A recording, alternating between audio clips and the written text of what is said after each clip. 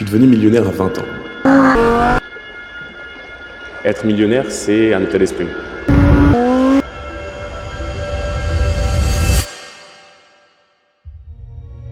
J'étais déjà millionnaire quand j'avais 1000 euros sur mon compte. C'était juste que le temps n'était pas encore arrivé. J'ai des vidéos de moi à 18 ans qui dit que je vais être millionnaire alors que j'ai 1000 euros sur mon compte. Je pense que je mérite tout. Si je vois une stat du genre, le top 0,01% des 18-22 ans gagnent 200 000 euros par mois. Je me dis qu'on parle de moi en fait. Je me dis, ok, il y a la place. S'il y a des gens qui le font, c'est moi qui est dedans. Je le pense sincèrement, je suis pas en train de dire des conneries. Est-ce que j'ai raison? Peut-être pas. Maintenant, est-ce que ça me sert de penser comme ça? Oui, la preuve, ça fonctionne. Les croyances, vos convictions, ce que vous pensez sincèrement, il n'y a rien de plus important quand on parle de se rapprocher de vos objectifs.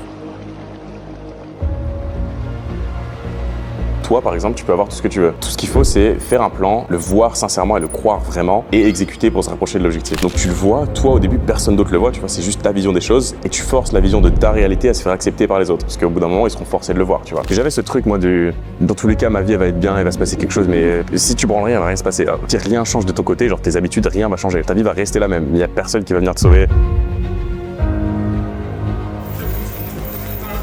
Tu sais ce qui t'attend si tu fais rien. Tu sais que ceux qui se bougent vont avoir des résultats et toi non. Tu sais qu'ils vont acheter la voiture que t'as en fond d'écran.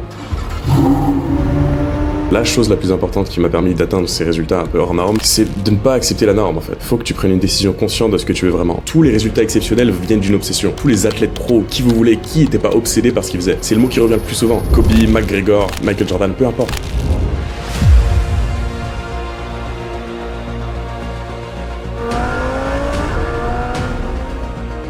Moi, quand je faisais genre 5-6K par mois, j'allais en ville avec mes potes dehors. Je me souviens avoir dit que je visais 100K par mois, tu vois. Et en fait, j'avais pas de plan, j'avais rien, je savais pas comment j'allais faire. Et juste, je croyais sincèrement que j'allais le faire. Parce qu'en fait, je bossais plus que tout le monde. Je regardais les gens qui étaient autour de moi et je me disais, attends, s'il y a un mec dans cette ville-là qui est millionnaire, bah c'est moi. Il y a personne d'autre, c'est impossible.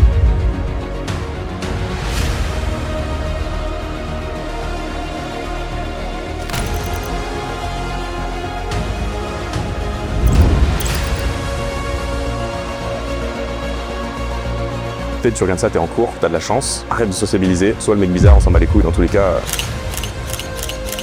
Tu vois, après ça achète des trucs sympas.